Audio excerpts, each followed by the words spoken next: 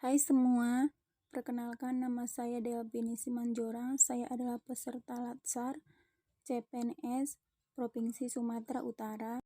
Hari ini saya akan menjelaskan tentang mind mapping etika publik. Pengampu materi ini adalah Ibu Dr. Dumasari Harahap, SPD MSI.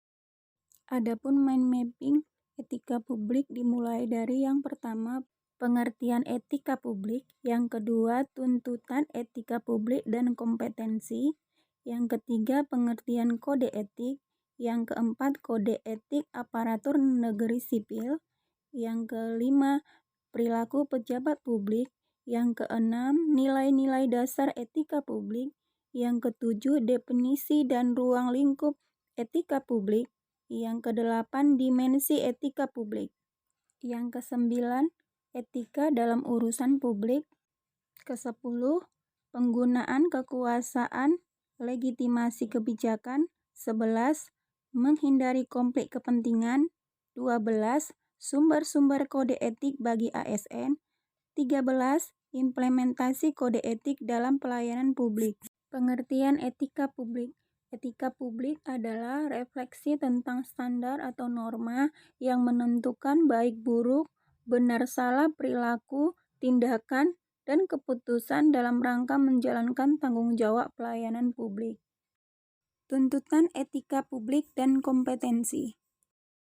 Tanpa kompetensi etika, pejabat cenderung menjadi tidak peka, tidak peduli, dan diskriminatif, terutama pada masyarakat kalangan bawah. Kode etika. Kode etika adalah peraturan yang mengatur tingkah laku dalam suatu kelompok khusus. Sudut pandangnya hanya ditunjukkan kepada hal-hal prinsip dalam bentuk ketentuan-ketentuan tertulis. Perilaku pejabat publik. Perilaku pejabat publik dimulai dari perubahan mindset sehingga dapat menjadikan kekuasaan jadi pelayanan, wewenang jadi peranan, jabatan menjadi amanah. Ruang lingkup etika publik. Yang pertama, pelayanan publik yang berkualitas dan relevan. Kedua, sisi dimensi reflektif sebagai penimbang dan alat evaluasi. Yang ketiga, modalitas etika, jembatan antara norma moral dan tindakan faktual. Dimensi etika publik ada 3. Yang pertama, dimensi kualitas pelayanan publik.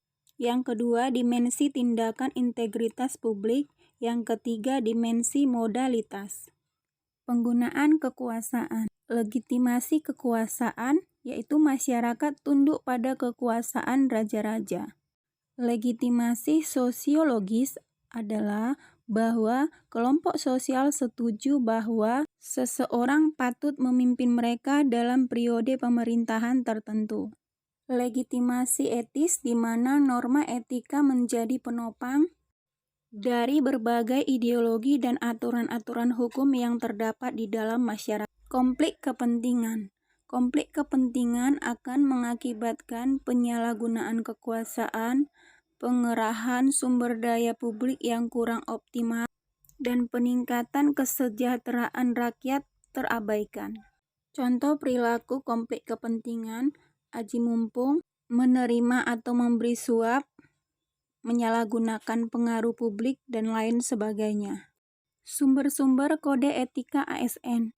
Peraturan Pemerintah Nomor 11 Tahun 1959, Peraturan Pemerintah Nomor 21 Tahun 1975, Peraturan Pemerintah Nomor 30 Tahun 1980, Peraturan Pemerintah Nomor 42 Tahun 2004, Peraturan Pemerintah Nomor 53 Tahun 2010, dan Peraturan Pemerintah Nomor 5 Tahun 2014.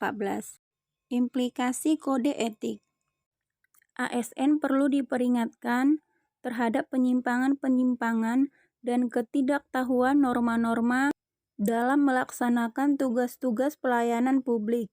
Melalui sosialisasi sumber-sumber kode etik, pelatihan kepegawaian, aspek profesionalisme, dan aspek kognitif, dan diskusi kasus nyata yang terjadi di lingkungan kerja.